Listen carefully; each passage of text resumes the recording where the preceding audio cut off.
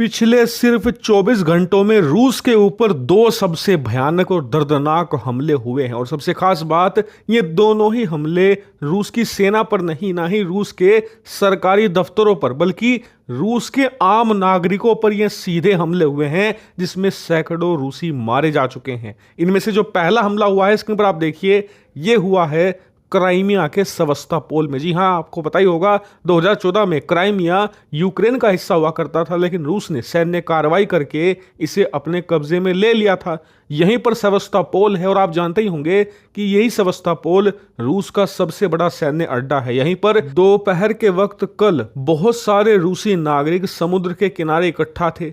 इसी दौरान यूक्रेन की जो ATACMS मिसाइलें हैं, जो कि अमेरिकी सेना ने उसे दी है, वो एक के बाद एक दंदनाते हुए रूस के आम नागरिकों पर बरसने लगी। और आपको बता दूं, मैं आपको प्रॉपर्ली वो इमेज भी शो नहीं कर सकता, क्योंकि इतने ज्यादा बुरी स्थिति हुई है हमले के बाद, और इसमें बहुत सारे रूसी नागरिक मारे जा चुके हैं। वहीं रूस ने ऐलान किया है कि यह हमला जरूर यूक्रेन ने किया है, लेकिन इसमें हथियार अमेरिकी इस्तेमाल हुआ है, इसलिए हम इसे नाटो का हमला मानेंगे और इसके लिए हम बदले की कार्रवाई जरूर करेंगे। नाटो तैयार रहे बदले के लिए, क्योंकि जो उसने हमारे नागरिकों के साथ किया है, उससे कहीं ज्यादा बुरा हाल हम नाटो का करने जा रहे हैं। और यह बात खुद रूस के डिफेंस मिनिस्टर ने कही है। इसीलिए नाटो इस समय हाई अलर्ट पर जा चुका है। लेकिन रूस इससे पहले इस हमले से उबर पाता कुछ ही घंटे के बाद उस पर दूसरा हमला हुआ है दागिस्तान में। स्क्रीन पर आप देखिए मैप में, ये रहा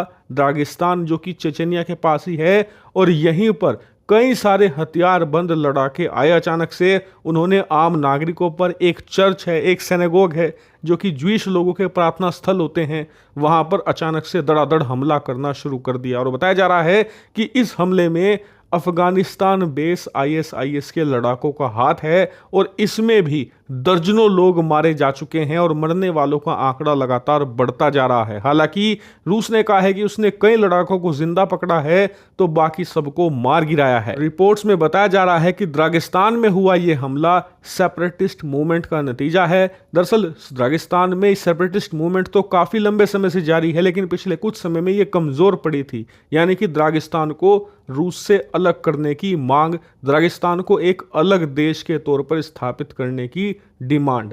लेकिन हाल ही के दिनों में ISIS के लड़ाकों ने इसे भड़काने की कोशिश करी है, क्योंकि ISIS का मानना है कि दागिस्तान में 90% से ज्यादा पॉपुलेशन मुस्लिम है। इसीलिए दागिस्तान एक अलग मुस्लिम देश होना चाहिए, यहाँ पर शरिया कानून लागू हो, ना कि रूसी कानून। और इसी को लेकर इस आग को भड़काने की कोशिश है। हालांकि इस कोशिश में अमेरिका और उसके सहयोगी देशों का हाथ है या नहीं, इसको लेकर रूस ने अभी तक कुछ नहीं कहा है। लेकिन हाँ, ये बात जरूर कही है कि जो जर्मनी की खुफिया एजेंसी है, उसने कई हफ्ते पहले ही रूस को बता दिया था कि हमें ऐसे इनपुट मिल रहे हैं अफगानिस्तान से, जहां पर अफगानिस्तान बेस ISIS के लड़ाके मॉस्को स्टाइल आप पर अटैक कर सकते हैं, इसीलिए सावधान रहिएगा। लेकिन रूस ना तो मॉस्को वाले हमले से पहले सावधान हुआ था, जब वहां पर एक हॉल के अंदर मैसिव अटैक हुआ था, आपको याद होगा, अब से कुछ ही महीने पहले, और ना ही अब दागिस्तान पर मिली हुई चेतावनी पर ये लोग सावधान हुए। और इसका परिणाम ये हुआ